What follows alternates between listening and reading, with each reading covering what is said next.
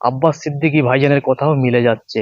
আব্বাস সিদ্দিকী ভাইজান যখন রাজনীতির ময়দানে নেমেছিল তখন কিন্তু আব্বাস সিদ্দিকী ভাইজান অনেক কথাবার্তা বলেছিল।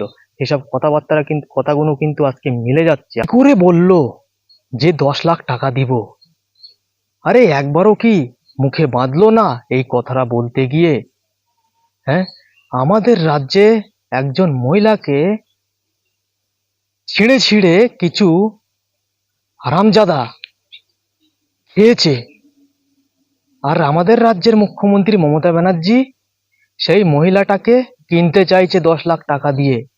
ছি ছি ছি ছি, কি করে বললো এই কথাটা যে 10 লাখ টাকা দিব? একবারও কি মুখে বাঁধলো না এই কথাটা বলতে গিয়ে? তাহলে আপনারাই বলুন কি করা দরকার এই গাদ্দার মুখ্যমন্ত্রীকে।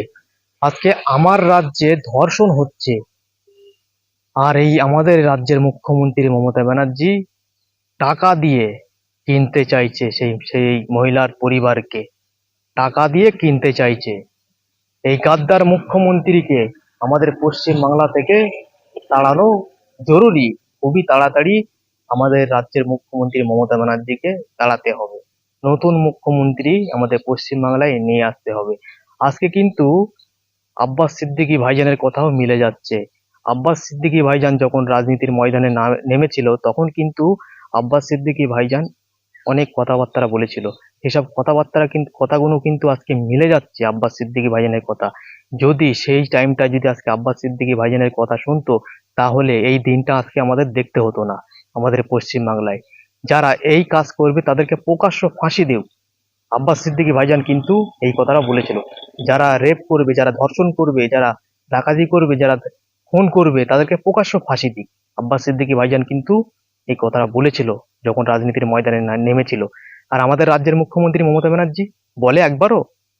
তাদেরকে জেলে আটকে রেখে দিয়েছে, প্রকাশ্য তাদেরকে ফাঁসি দিক, তারপরে মানবো।